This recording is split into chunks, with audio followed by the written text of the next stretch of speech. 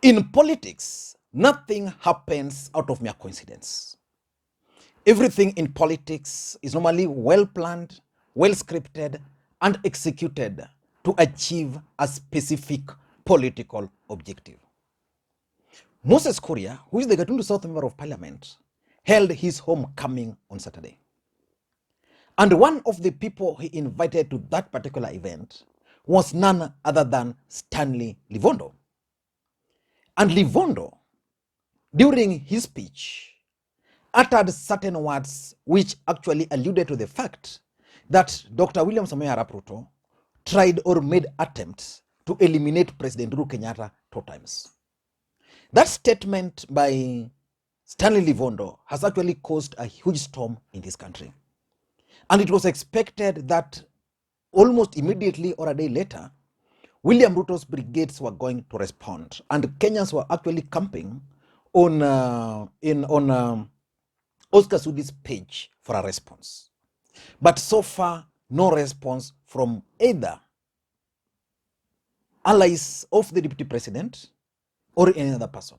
But the Deputy President, Dr. William Samoei Arap Ruto, yesterday responded to Stanley Lovondo.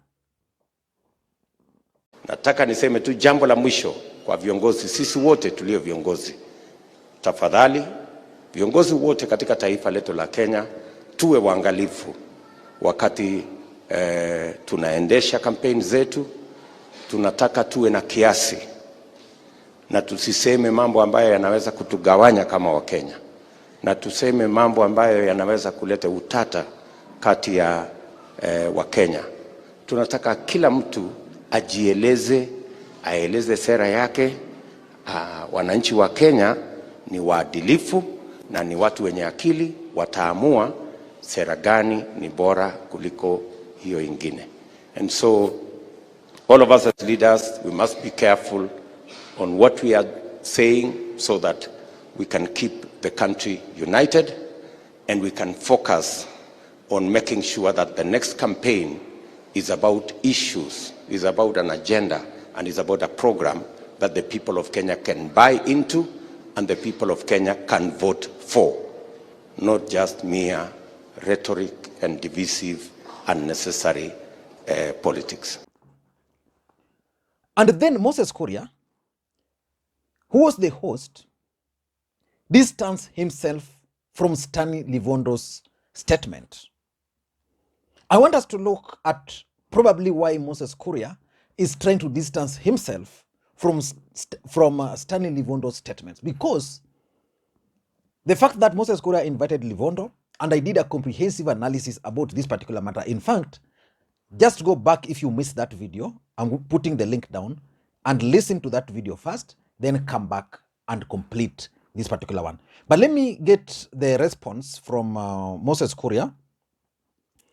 Let me just get the response from Moses Kuria.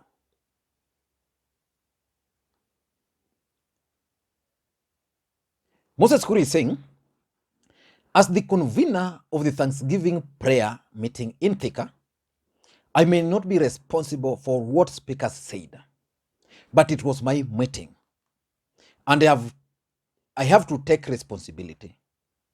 I have today requested DCI Kenya boss George Kinoti to arrest Stanley Lovondo following his reckless statement.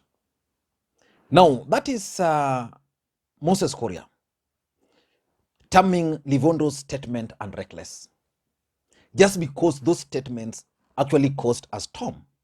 Remember, these statements were uttered in the presence of Moses Kuria. Stanley Lovondo was invited. He spoke, he delivered his message, and his message reached home. Let me just read for you another tweet here by Miguna Miguna.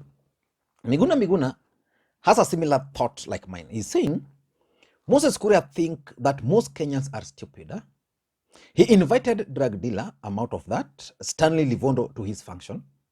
He handpicked Lovondo as one of the key speakers. Actually, Lovondo was one of the key speakers, and gave him a megaphone to spew garbage.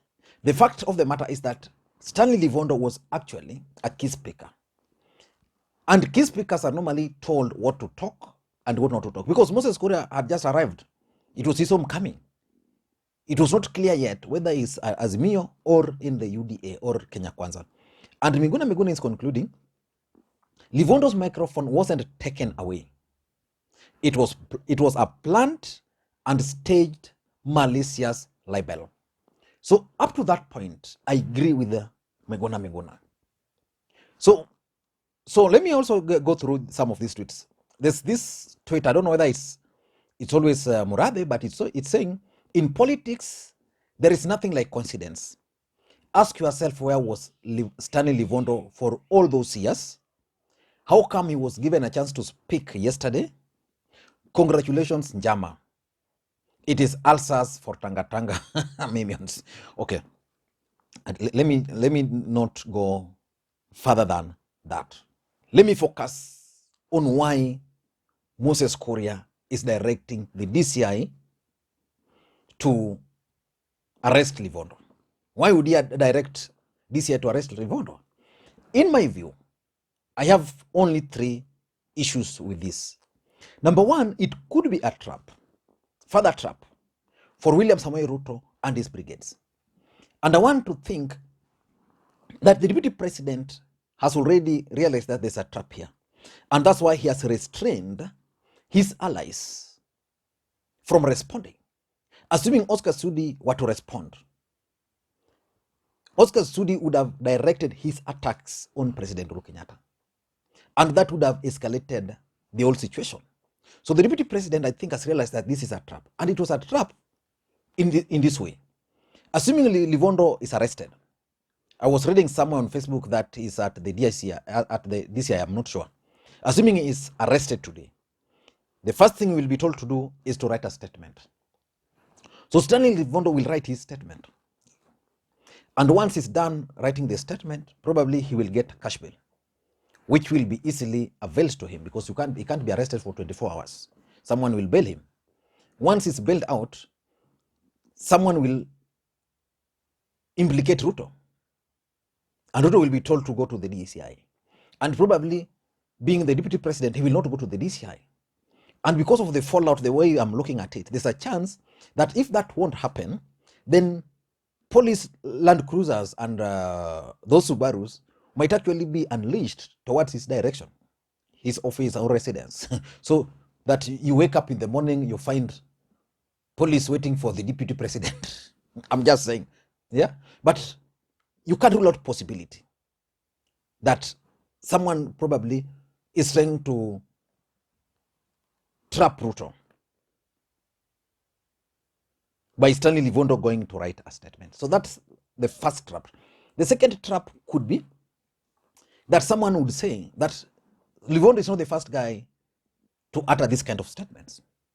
And if Lovondo is to write statement, why not the rest? And they'll give examples. And those examples will target key allies of the deputy president. Let me give you the example. The first example they'll give is Boni Alwale and probably Johnson Mudama. These gentlemen uttered certain words when Jacob Joma passed on, and in fact, I think during his burial, where they were very clear and they were hiding behind that tweet by Jacob Joma to accuse the DP. So someone will say, even Mudama and Halwale uttered similar things, and they'll be dragged to court. So in politics, you must be very, very keen on whatever is happening. Just listen to Boni Alwale briefly and Mudama.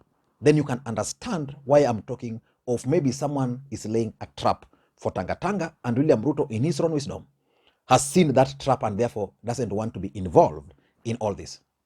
And Juma was so kind to us, his brothers, that he not only reported to us verbally, but he also put it down in writing on his wall, Kabates. And he said, Juma, that the person who is obsessed with killing me is Deputy President William Ruto. Watatu wanaitwa Arab Mashamba. Watatu wanaitwa nani? Mnajua jina lake lingine ni nani? Ni nani?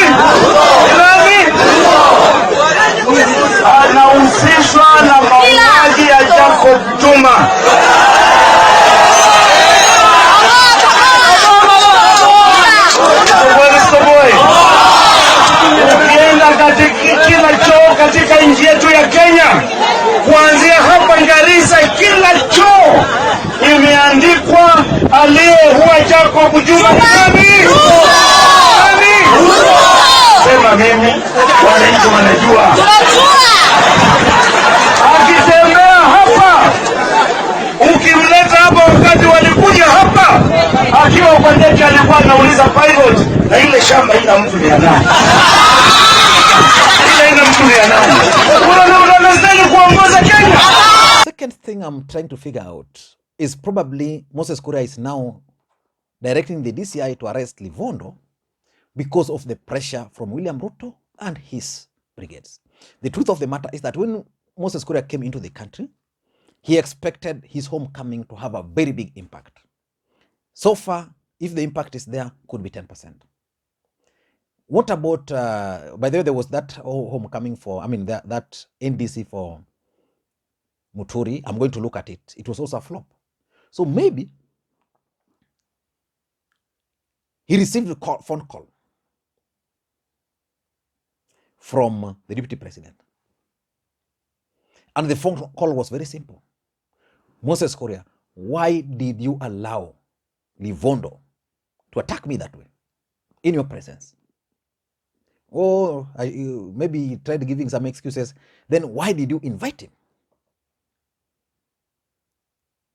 And why was he allowed to have or to take? Why was he allowed to speak the way he was speaking for that long without someone stopping him? So probably the deputy president and his brigades were piling pressure on Moses Kuria. And he then had to now try and exonerate himself from the whole situation. Because personally, I don't see how Moses Kuria can run away from that Lovondo incident. No way. There's no way he can run away. And lastly, maybe Moses Kuria has now realized that it was a mistake to use his platform, because that was a prayer meeting. Prayer meetings are supposed to be prayer meeting. And because it was a prayer meeting and the man used the prayer meeting to pass the information from whoever he got the information from, then things are now hot. He has to run away. So Moses Kuria is basically running away from a mistake which I am certain and sure he is part and parcel of. I don't know what you think. That's my take. If you're watching this channel for the first time, please take a second or two, click the subscribe button so that next time we produce a video like this, YouTube will automatically notify you. Thank you guys, and please, may you have a good day. Bye-bye.